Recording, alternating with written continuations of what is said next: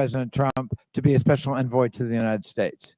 Absolutely, sir. And as you know, and much beyond that, Donald Trump has continued through his family and through his businesses, gain the influence in foreign governments and then trade them for policy proposals. Is it not also true, Mr. Garcia, that a number of Gulf countries, Saudi Arabia among them, actually pointedly would stay at or rent rooms and facilities at the then Trump Hotel downtown in order, presumably, to curry favor?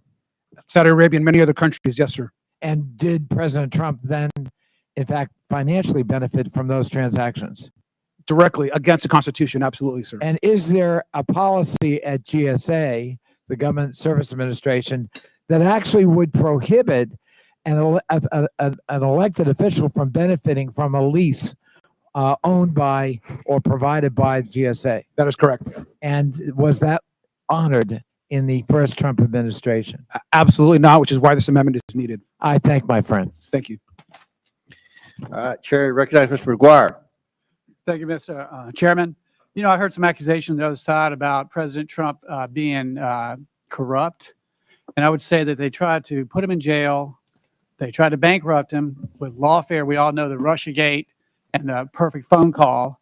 And then, of course, he took a bullet for this country. And of every president in my lifetime, in our lifetime, he left office less money, not more money. And he did more in 4 years than any president in my lifetime. Every president in my lifetime talked about a peace treaty in the Middle East, and they got 0. And President Trump got 2. When we talk about the greatest economy, when record unemployment, especially for minorities and black people and women, when you have low unemployment, record unemployment, you have less people living on the street and you have less people dying on the street. And we look at the foreign wars like Ukraine,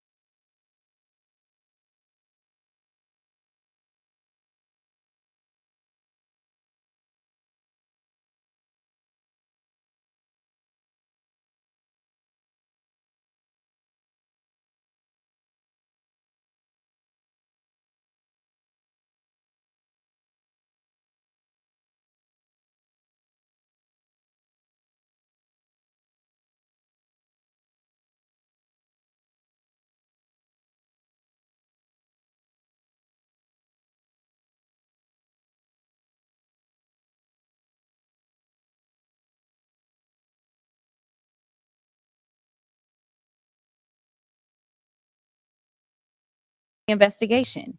If you feel as if there is nothing to see, then prove us wrong. Prove us wrong, because the last time that I checked, we were shut down as we were getting documents from his attorneys. So if you say that there's nothing there, then let's go ahead and have a hearing and an investigation and prove us, show it to the American people that we don't have to be concerned that this incoming president has been paid off by the likes of people that don't like the American citizens that live in this country. Because last time I checked, he was palling around with Putin and he's loving on Xi Jinping. I mean, like, I don't know what you have to hide then. So in oversight, let's go ahead, Chairman, can we go ahead and get a hearing set up and an investigation just to prove us wrong? Because Would the lady yield? Democrats are, hold on, Mr. Chairman, because we lying, according to y'all. We lying. So prove us to be liars. I will sit here and I will be the first one to say, I apologize. So let's go ahead and do it. Will you do that, Mr. Chairman? Let me ask, will the lady yield a question? I will absolutely yield the question. So you're suggesting that we investigate Donald Trump? Yes, because y'all saying that we lied about him. My Y'all question can prove is, us have there wrong. ever been any other investigations of Donald Trump? Have there Yes. been any? I mean, Yes, there have been. it just seems like And he's he the had a most couple of investigated impeachments, person too. in the world. And look, I love this newfound concern for ethics by my colleagues on the other side of the aisle. This is rich, to be honest with you, especially when you were talking about violation of the Foreign Agents Registration Act. I think Mr. Garcia, Mr. Frost one mentioned, and things like that. So, you know, I think there's a lot of interesting things coming that I haven't heard over the past 2 years. So, look. So, Mr. Chairman, we'll- is that a yes or no that y'all gonna prove Well, I us mean, wrong?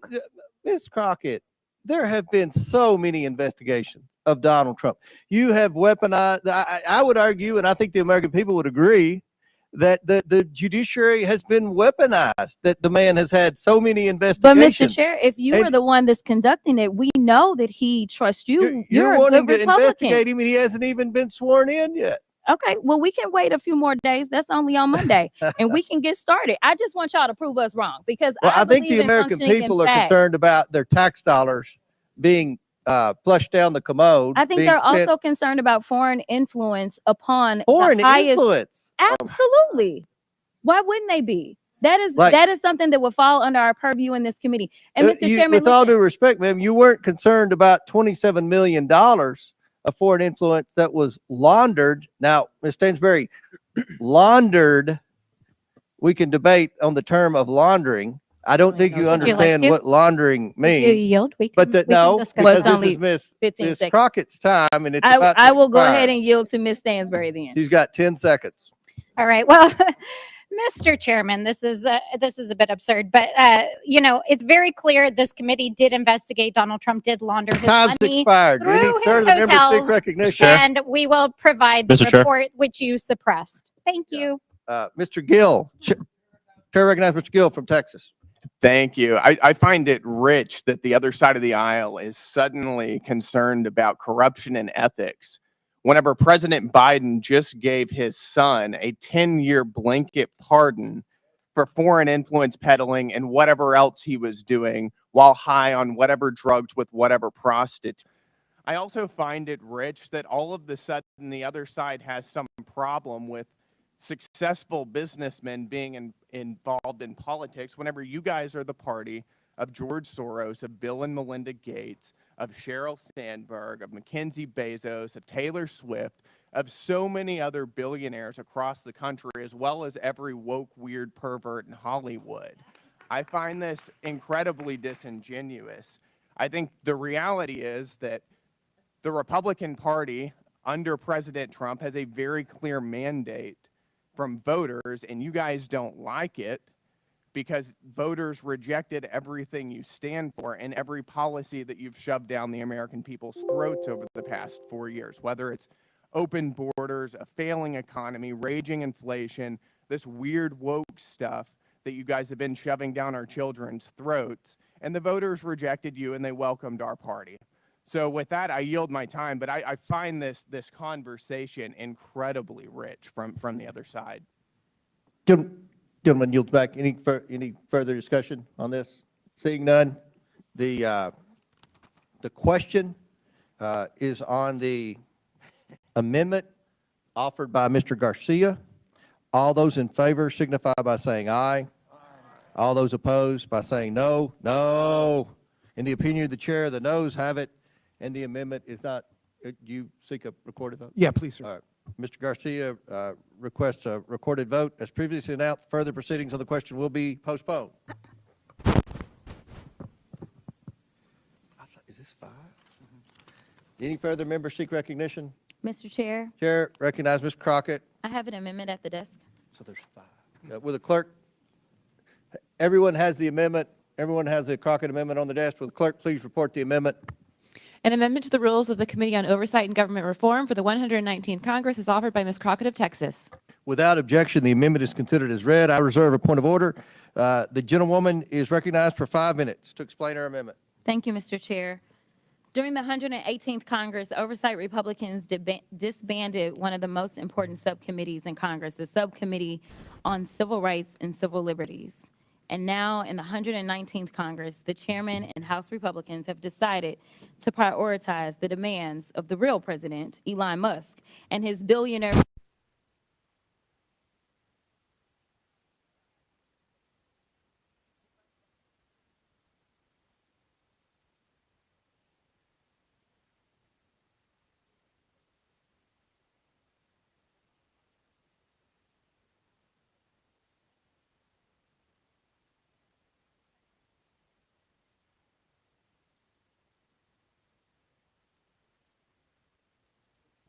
should be something that we all take issue with.